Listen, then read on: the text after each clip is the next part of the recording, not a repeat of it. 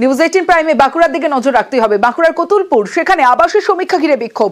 কতুলপুরে রীতিমতো বিক্ষোভ, যোগ্যদের নাম তালিকায় না থাকার অভিযোগ। আর যে এই অভিযোগেই বিক্ষোভ গ্রামবাসীদের। যে ছবি আপনারা দেখছেন, বাঁকুড়ার কতুলপুরের ছবি দেখাচ্ছি।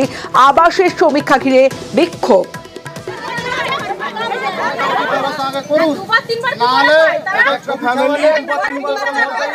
আমরা ঘর পাইনি, যারা 3টে-4টে করে একটা মানুষ ঘর পাচ্ছে, বারবার ধরে কেন পাচ্ছে, কিসের জন্য পাচ্ছে?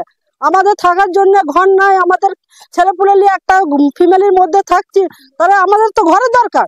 আমরা এর আগের বারে অনেকবার দরখাস্ত জমা দিয়েছি, কিন্তু আমাদের ঘর সার্ভে করেনি, এর জন্য আমাদের বিক্ষোভ। সরকাররা যে বলছেন আমরা সার্ভে করেছি, যারা পাবে তারা পাবে না ঘর, তাহলে এগুলো কি করে হচ্ছে? পার্টির লোক বলছে আমরা কিছু জানিনি, এগুলো প্রশাসনের হাতে চলে গেছে। তাহলে প্রশাসন এগুলো কি করছে? তাহলে সবাইকে দিতে হবে, নাহলে সব ক্যান্সেল করে দিতে হবে। আমরা তো যে সার্ভেটা করতে এসেছি লিস্ট অনুযায়ী যাদের যাদের নামের তালিকা আছে সেইগুলোই করতে এসেছি। তো ওরা বলছে যারা একবার বাড়ি পেয়েছে তারাও বারবার বাড়ি পাচ্ছে। না, এইটা অভিযোগটা ঠিক না। কিন্তু ওরা তো আপনাদেরকে ধরে বিক্ষোভ দেখালো। এই বিষয়ে কথা বলে ব্লক প্রশাসনের সঙ্গে কথা বলতে হবে। যাদের বাড়ির দরকার আবাসে তাদের নামই নেই, তাই বিক্ষোভ দেখাচ্ছেন স্থানীয়রা। তবে উপপুর প্রধান তিনি বলছেন যে আবাসে ঘর দেওয়ার ব্যাপারে তার কোনো এখতিয়ারই নেই।